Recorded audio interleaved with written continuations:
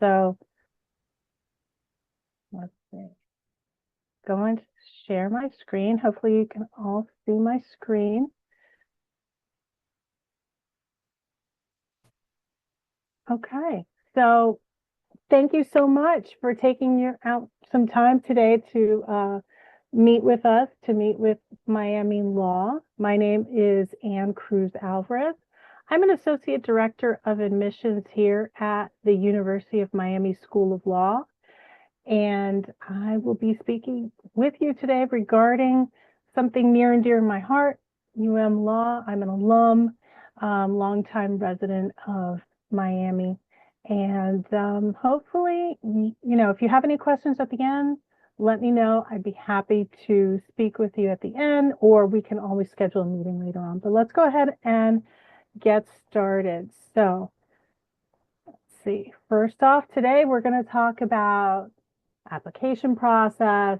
I'm going to talk to you a little bit about Miami Law and provide you with a little bit of time at the end for Q&A. As I said, I'm an alum. Just to give you a little bit of background, I was born and raised in Miami. I went to USF in Tampa, then came back to Miami for law school. And I practiced for 16 years. Then I decided to take some time to raise my kids, and I thought I had retired, but no, work wasn't done with me just yet. So I came back to the place that I love, came back home to the University of Miami. I'm here now in the admissions office. Previously, I was in the financial aid office, so I have some experience with that and can answer any technical questions or specific questions, general questions you may have regarding financial aid. So let's go ahead and get into it. So, excuse me, this is our timeline. If you are interested in applying, I would suggest going ahead and taking a screenshot of this slide. Although this is for our current application cycle, it tends to be the same each year. We're 6 months into this cycle, and it's the busiest time of year for us. We have Law Day or Admitted Students Day already on this Friday, February 28th, and the next one is March 21st. So we are really deep in the process now, but this is a good overview and application timeline. For those who are considering applying for 2026, just keep in touch with us, take a look at our website, and we'll have the updated timeline there. So this is a common question, and I think probably one of the most important questions and things to note when it comes to your application. The timing of your application has a large impact on the future of your file. And that is because we admit students on a rolling admissions basis. So we request that students start preparations long before your application cycle. If you're not taking a gap year, you should consider taking the LSAT in your junior year. Admissions decisions, like I said, are made on a rolling basis throughout the year. Therefore, as time goes on, seats in the class become more competitive. Considering this time of year where we're at right now, we still have students coming to us and asking about the application process. While it is late in the cycle and nothing is certain, it might be detrimental to wait this long to apply. It's best if you apply early when all the seats are open. Keep in mind our priority application deadline for this cycle was December 16th, and that just means that's the best time to have all your documents in, your LSAT, your letters of recommendation, our application, all the documents in by that date for actually timing-wise, the best chances. Also keep in mind we have a binding early decision program. That's for those people who are completely committed to UM, know that UM is their first choice, and if admitted, we ask that you agree to rescind all outstanding applications and submit no further applications. Okay, so let's talk about the holistic review process. we look at an application in its entirety, and the committee is looking to see whether an applicant has academic promise and the skills necessary to succeed in law school and to be a successful lawyer. To determine all those factors, an applicant's file are considered and weighed, the whole file. So these are these are all of the requirements. An applicant needs to have a 4-year undergraduate degree with a strong academic record or demonstrated improvement. You need to register with LSAC, lsac.org, and there you will submit the online application, personal statement, resume, and addenda as needed, such as a character and fitness addenda. The LSAC Credential Assembly Service, or the CAS report, is what's sent to the schools. It's sent to us, and that has the LSAT scores, the writing sample, transcripts, and letters of recommendation. We require at least 2 letters of recommendation and up to 4. The personal statement should be 500 words or less, 2 pages, double spaced. Now, keep in mind, those are our requirements, and every school's requirements are a little bit different. I would also insert here that most of the schools will use the same LSAC template, but each application is just going to be a little bit different. So pay attention. That's really important to make sure that all of the information in your application is in the right place in the right spot. So as far as tests, other than the LSAT, which is really the most common test, we also take the GRE and the JD Next. The JD Next is a newer test. It's a new option at Miami. We don't have a lot of stats on it, but it's really exciting. It allows a student to register for an 8-week pre-law prep course. The subject of the course is contract law. At the end of the course, you're provided or you're given a test, and that is your score that you use instead of the LSAT, the GRE, the JD, and it is the JD Next. So that's really exciting, something new, and we'll see how it goes. So what does the committee consider? So we've talked about all the application requirements, but let's take a moment to look at what the committee is actually looking at. When it comes to the scores, we get all of the scores, all the LSAT scores, and what you need to know is that the highest score is given the most weight. As far as your academic record, we're looking, or the committee is looking for grade trends, we're looking for course rigor. For letters of recommendation, let's keep it to academic and professional. It's best not to have friends of friends or someone like a personal letter or a family member. I would really recommend keeping at least 1 academic and then 1 professional, and you can even have up to 4. So just keep it in that mix. Writing skills. So here I'm going to stop and say, pay close attention, carefully edit your application. You're about to enter into a field where precision in language is very important. Make sure your application is free of errors. That's extremely important. Experience. So the committee is looking for professional experience and internships, extracurriculars, leadership, whether it be in those extracurriculars or athletics, community service, and any unique honors. Let's talk a little bit about addenda. Character and fitness addenda is required if you've answered yes to any of the character and fitness questions. But you can also submit an addenda if you feel your GPA and scores are below the medians and you feel you can explain why. So if the grade trends in your GPA or the trend in your GPA takes a dip at any point and you can explain why, I would recommend a GPA addendum. When it comes to the LSAT, if we see a huge drop or a big jump in the LSAT, I would recommend also doing an addenda explaining a little bit about that. So investing in your legal education. So we've talked about the application process and the application timeline and all of those factors. But once you're in law school, then you need to consider how you're going to pay for that. Actually, you should probably consider it before you get into law school and just have an idea. So law school is an investment in your education and future career. We have federal aid that can help you pay for law school. So it can cover the cost of attendance. And what is the cost of attendance? That's 1 year or of what it would cost to attend an institution.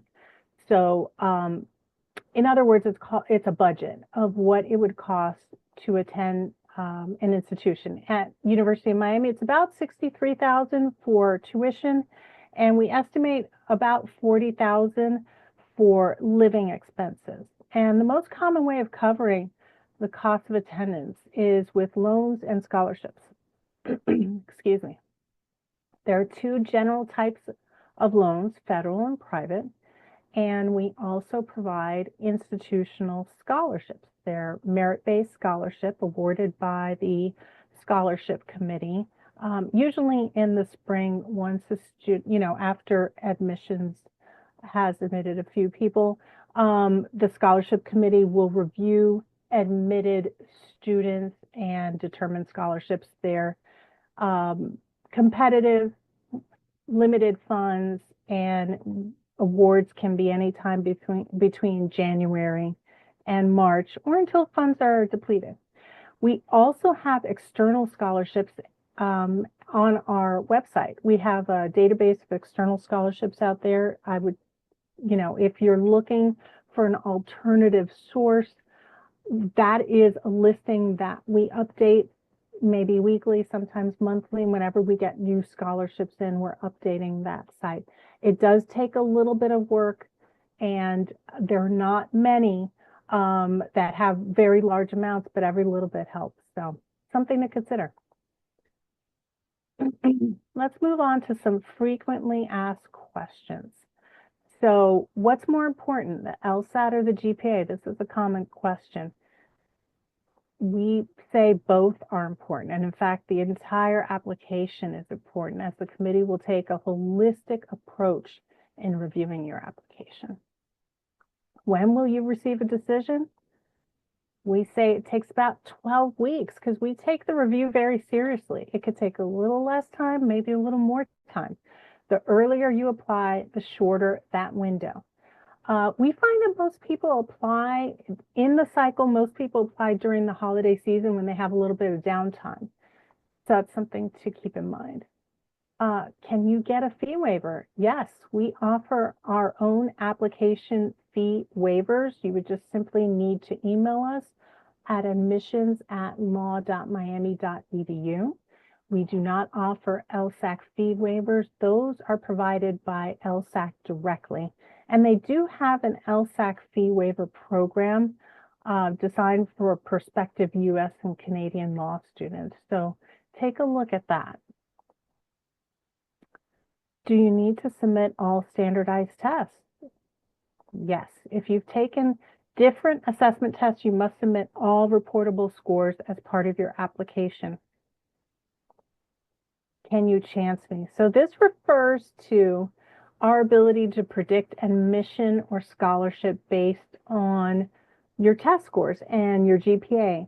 Although we can predict competitiveness based on last year's incoming class, your current applicant pool is ever evolving. So some of the factors to consider is, when did you apply? The timing of the application, once again, is very important. What type of application? Was it a binding or a regular? And there are always, from year to year, there are changes in the applicant pool. So every year is a little bit different. Are there secrets to a successful app? No, there are no secrets. Just be yourself. Put your best foot forward. Do the best you can. Thoroughly edit those applications. Okay, so let's talk a little bit about Miami. So we offer unrivaled opportunities for future leaders. Here are some of those areas. We'll go into each one of these opportunities in this part of the presentation. So starting off with our 18 areas of study, where we offer advanced and specialized classes that go beyond the basics. We also offer concentrations and areas of focus that result in a transcript notation. So you could think of these as majors and minors.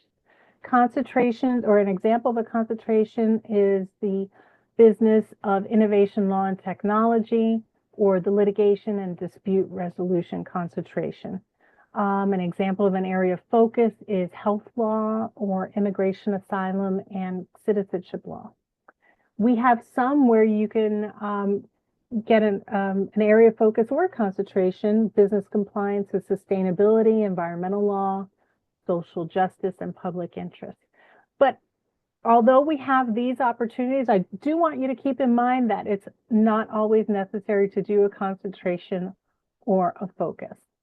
And you don't have to know exactly what you want to get into before arriving at law school. Keep an open mind. There are lots of opportunities. Always be looking around for different information sessions on different career paths. That's usually what I recommend. So we're very proud of our experiential learning opportunities, as you can see listed here. These opportunities allow students to apply the theory that they learn in the classroom to the real world legal problems. Every student is provided an opportunity to gain practical experience through a clinic, a practicum, externship, litigation, or transactional skills course. So the 9 clinics you see here, this is where a student can actually act as an attorney, of course, with the supervision of a supervising faculty member. Consider them as like mini law firms where students actually represent clients. The simulation courses are as it's stated there. I still remember to this day taking my litigation skills course. It was extremely impressive. You're taught by the greatest minds, legal minds in the community: judges, managing partners, public defenders, state attorneys. So they come in and teach our students how to move around and act like a lawyer in a courtroom or in a hearing room or before a judge. So valuable skills. Excuse me. UM has 11 outstanding schools and departments which allow us to offer quite a few joint degree programs. So for example, we have a JD MBA in conjunction with the Miami Herbert Business School. Both schools are located on the Coral Gables campus, so it makes things easier. And students have the opportunity to also earn a JD LLM, for example, in real estate development or in entertainment, arts, and sports law. If you're interested in one of these or the JD MBA, I would consider speaking to the joint school just to get their requirements, because you do need to be admitted to both schools. When it comes to the JD LLM, that's something that you could decide later on. You can decide that in your 2nd or 3rd year. So you have some time to really take a look at that and review. At there's always something going on campus. We have lots of organizations and opportunities for involvement, as you can see here. 55 different student organizations. We have study abroad or exchange programs, journals, oral advocacy teams. The International Moot Court is quite impressive. They argue all over the world. They've been to The Hague. They've won awards and prizes, so we're very proud of them. So at Miami, we don't believe in sink or swim. In addition to our 6-to-1 student to faculty ratio, 74% of upper level courses have less than 25 students. Our Office of Career Planning and Development is made up of 10 attorneys who are there to assist you with finding a job, because after all, that's the point of law school.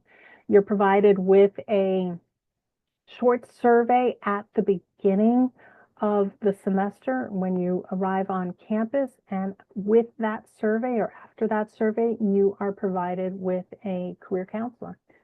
The Academic Achievement Program helps students achieve skills for law school success. They're also the office that assists with bar preparation. Other campus resources are our Multicultural Affairs Office, the Wellness Center, the Counseling Center, and we have a Veterans Resource Center. was founded in 1926, so next year is the law school centennial. This year we're celebrating centennial. We have lots of activities planned. So as you can see from the statistics here, 23,000 Miami Law alum all over the country and in 95 countries. While most do stay in Florida, a good chunk, 63%, 37% move to other states or abroad. And you can see the biggest other city there is New York City, and with DC and Los Angeles not far behind. After all, like we said, the point of law school is to get a job at the end, and we have strong career outcomes. So you can see here, over 90% of our 2023 graduates were employed within 10 months of graduation. And we have a great Florida bar passage rate, but most importantly, top 30 for graduates placed in the country's largest law firms, and top 25 for promotions to partner in the country's largest law firms. Some of you may only know Miami as a vacation spot, but what you might not know is it is a great place to start your legal career. In addition to some of the facts you see here, Miami is 11th largest economy in the US and 21st in the world. Miami is home to 17 of the 25 largest US law firms and number 2 in international banking in the US. So those are just some facts about my city, Miami. So if you have any further questions, here's where you can reach us. You could take a screenshot of that. You could see my email address there. I'm always willing to meet with students if they have any questions. And we can do a little Q&A if anybody has any questions. So we have a few questions in the chat. One of them is, will the areas of study or concentration show on the diploma? Yes, there's a transcript notation. Actually, on the diploma, I'm not sure. I believe so, but I'm not sure. But what's the most important is that it's on your transcript. Thank you. We have another one. Are the experiential learning opportunities unpaid internships? So they can be. The experiential learning ranges from, like I was showing there, the clinics. We have the 9 clinics in which you act as a lawyer in a mini law firm, as well as the simulated experiences, litigation skills, transactional skills. But you could also get a practicum, internship, externship. So that's the kind of thing that you would explore definitely in 2L and 3L, or in the summer. All right, and one more. When are you notified of merit-based scholarships? Anytime between January and March. And that's for those who, we do it a little bit differently. Some schools will send the scholarship information with the admissions letter. However, we have our scholarship committee review all admitted students.